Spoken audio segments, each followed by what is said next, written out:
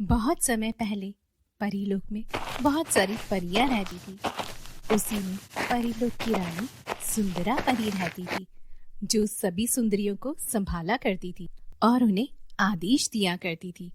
उसी में पीहू नाम की एक परी रहती थी, जो बहुत ही होशियार थी और हमेशा परी रानी का काम करती थी, जिस वजह से वह हमेशा सुंदरा परी की प्रिय भी थी। एक बार की बात है, परीलोक में बहुत तेज बारिश होने लगती है। यह सब देखकर सभी परियां परेशान हो जाती हैं। इस पर सुंदरा परी ने कहा, यह अचानक बारिश कैसे होने लगी? लगता है बादलों के राजा हमसे नाराज हो गए हैं, इसलिए वह अपना कहर हम पर बरसा रहे हैं। पीहू। सुंदरा परी की बात सुनकर पीहू परी ने सुंदरा परी से कहा, हाँ परी, आप बिल्कुल ठीक कह रही हैं। हमें उनसे जाकर बात करनी चाहिए। तभी सुंदरा परी ने पीहू परी से कहा, पर मैं परीलोक छोड़कर नहीं जा सकती हूँ। तुम ऐसा करो, तुम जाकर उनसे बात करो। ठीक है रानी जी, मैं जाकर बादलों के राजा से बात करती हूँ और मैं अभी निकलती हूँ। सुनो, रुको पीहू, मैं तुम्हें जाने से पहले एक फ्रॉक देती हूँ। ये जादुई फ्रॉक है, इसमें मेरी सारी शक्तियां हैं। साथ ही इनसे तुम आराम से किसी को भी हरा सकती हो। यदि तुम्हें कोई दिक्कत हो तो तुम अपनी जादुई फ्रॉक का जादू दिखा देना। यह सुनकर पीहू परी बहुत ही खुश हो गई और वह जादुई फ्रॉक को पहनकर बादलों के लोक के लिए निकल गई और कुछ ही देर में वह बादलों में पहुंच गई। बादलों में पहुंचने के बाद उसने बादलों के राजा मेघराज से कहा, मेघराज जी, मुझे आपसे कुछ बात करनी है। मैं परीलोक से आई हूँ। मेरा नाम पीहू परी है। तुम्हारी हिम्मत कैसे हुई यहाँ आने की? तुम्हारी वजह से हमारे लोक पर कितनी बड़ी मुसीबत आ गई है, क्या तुम्हें पता नहीं? नहीं, हमें इस बारे में कोई जानकारी नहीं है। आप हमें बताइए क्या हुआ और कृपा करके यह बारिश बंद कर दीजिए, क्योंकि परीलोक में बाढ़ आ गई है। आ जाए तो अच्छा ही होगा, क्योंकि उसकी वजह से मैं शराब से बचा हूँ।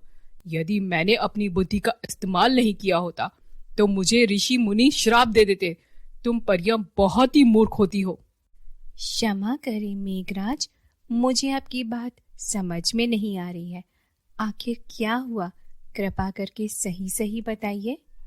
पीहू परी, हमने कुछ दिन पहले परीलोक से कुछ परियां बुलाई थी, क्योंकि हमारे यहाँ ऋषि मुनि आए थे, तो सोचा वह उनका अच्छी तरह से ध्यान रखेंगी, पर उन्होंने तो ऋषियों को क्रोधित कर दिया। वह तो अच्छा हुआ कि मैंने उन्हें शांत किया, तब जाकर वो लोग कहीं शांत हुए। अच्छा मेघराज, ऐसी बात है। आपसे मैं क्षमा मांगती हूँ। आगे से ऐसा कुछ भी नहीं होगा। मुझे नहीं पता था कि परियों ने ऐसा कुछ किया है, क्योंकि परीलोक में कुछ भी नहीं कहा उन्होंने आकर, इसलिए न रानी परी और न ही मुझे कोई जानकारी थी। कृपा करके आप ये बारिश बंद कर दीजिए। पीहू की ऐसी बात सुनकर मेघराज बारिश को बंद कर देते हैं और इसके बाद पीहू खुशी खुशी परीलोक वापस आ जाती है। और परीलोक में आने के बाद पीहू सुंदरा परी को सारी बात बताती है, जिससे सुंदरा परी उन परियों को सजा देती है जिन्होंने यहाँ गलती की थी। धीरे धीरे समय गुजर रहा था। पीहू परी बहुत ही खुश थी, क्योंकि उसके पास जादुई फ्रॉक थी और वह उसकी मदद से कुछ भी कर सकती थी। वह अक्सर पृथ्वी लोक पर आया जाया करती थी, क्योंकि वहां पर जाना परियों को काफी अच्छा लगता था। एक बार पीहू परी ने सुंदरा परी से कहा, रानी परी, मैं पृथ्वी लोक जाना चाहती हूँ। क्या मैं वहां जाकर आ सकती हूँ? हाँ हाँ, क्यों नहीं पीहू परी, जाओ, आराम से जाओ।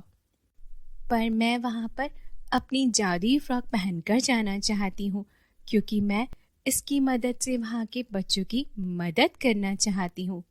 ये तो बहुत ही अच्छी बात है पीहू परी, तुम्हें जो सही लगे वह तुम करो। वैसे भी आज तक तुमने कोई गलत काम नहीं किया है। तुम आराम से पृथ्वी लोक पर जाओ। इसके बाद पीहू परी पृथ्वी लोक के लिए निकल जाती है। पृथ्वी लोक पर काफी हलचल थी। सभी लोग अपने काम में व्यस्त थे। तभी उसे किसी के रोने की आवाज सुनाई देती है। वह देखती है एक छोटी सी बच्ची रो रही थी। उस बच्ची को रोता देखकर वह उसके पास गई और उससे पूछा, क्या हुआ, तुम क्यों रो रही हो?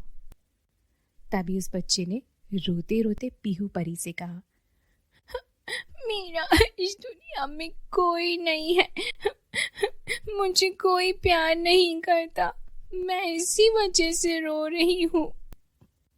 अरे, ये तो बहुत दुख की बात है, पर इस तरह रोने से कुछ भी नहीं होगा। आप कौन हो?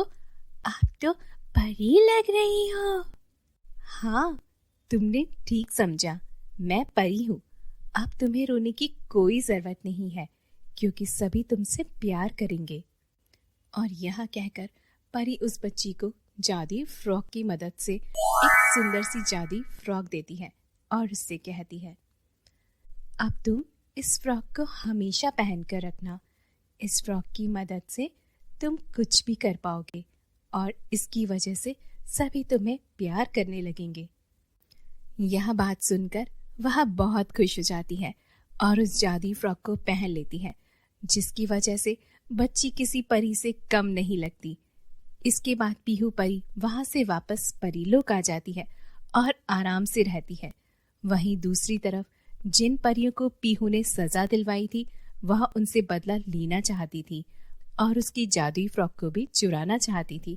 बंदी गृह से आजाद होने के बाद में उन दोनों ने एक योजना बनाई।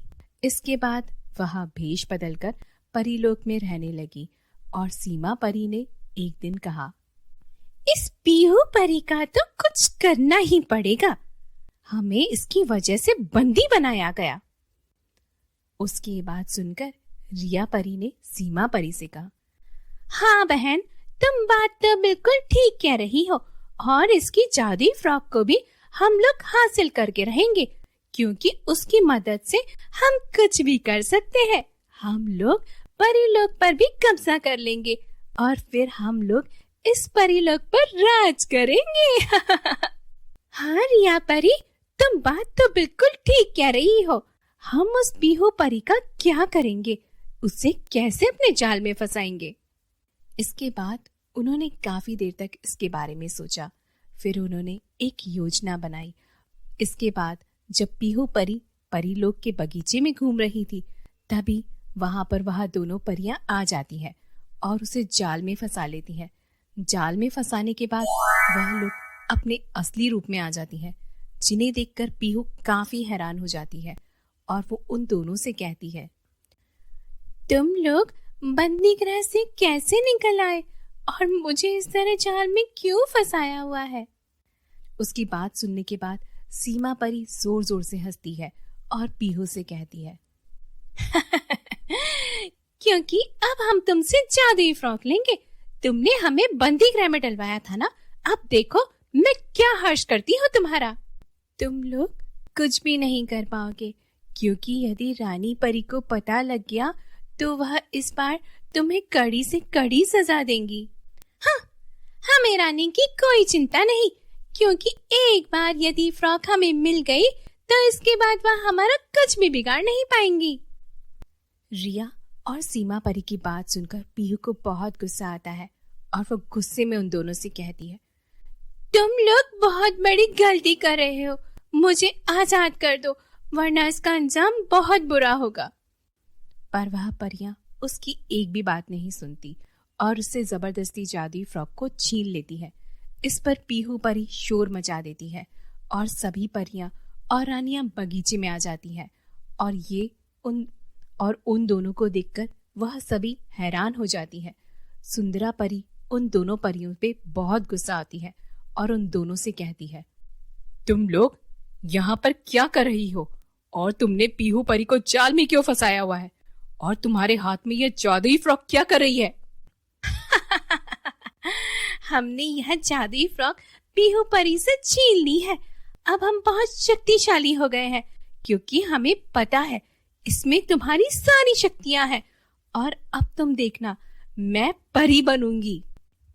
सीमा परी और प्रिया परी, यह तुम लोग बहुत बड़ी भूल कर रहे हो।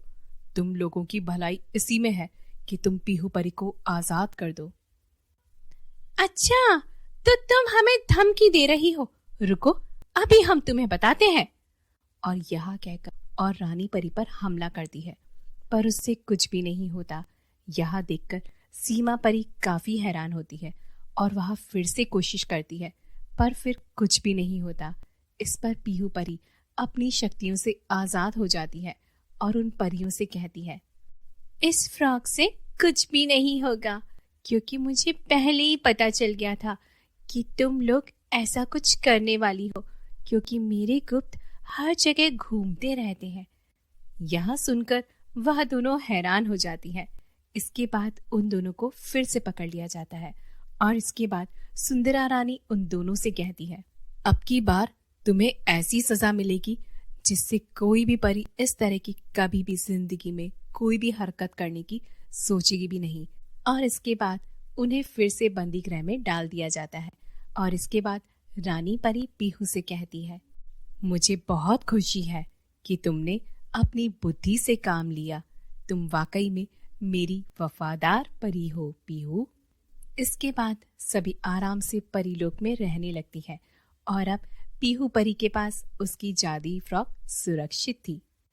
अगर आप भी अपने बच्चों के लिए कुछ नया और सिखाने वाला वीडियो देखना चाहते हैं तो कृपा करके हमारे चैनल को सब्सक्राइब करें और बेल आइकन को दबाना न भूलें।